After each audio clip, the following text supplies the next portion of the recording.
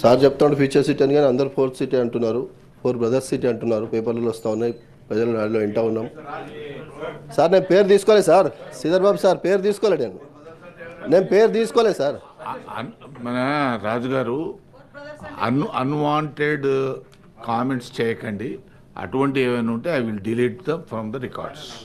Sir అసెంబ్లీలో బట్టలిప్పి కొడతా అన్న వాళ్ళకేమో రూల్స్ వర్తించవు, మాకు రూల్స్ వర్తిస్తాయి. ఇది హౌస్ లో మాత్రమే మాట్లాడాలి అధ్యక్ష. బయట హౌస్ గురించి గౌరవప్రదమైన హోదాలో ఉన్న అభ్యంతరం ఉండదు రూల్స్ దానికి అభ్యంతరం ఉండదు.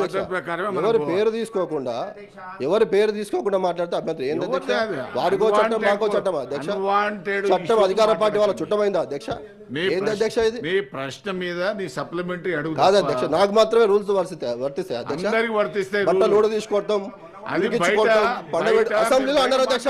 గౌరవ ముఖ్యమంత్రి గారు అసెంబ్లీలో మాట్లాడారు, మంత్రి గారు అబ్జెక్షన్ చెప్పాలి కదా, ఇక్కడ ఉన్న మంత్రులు అబ్జెక్షన్ చెప్పాలి కదా, ముఖ్యమంత్రి గారు మాట్లాడకూడదు అని. నాకేనా చట్టం అధికార పార్టీకి చుట్టమైందా అధ్యక్ష? అధ్యక్ష మీ అనుమతితో తప్పకుండా మాట్లాడతాను అధ్యక్ష, దానికి ఏమి ఇది లేదు. నేను ఏమంటున్నానంటే, సరే మాకు ఒక చట్టం వాళ్ళకు చట్టం ఉంది, అంబేద్కర్ గారు రాశారు అధికార పార్టీ ప్రతిపక్ష వాళ్ళు అంటే నేనేం చేయలేను అధ్యక్ష.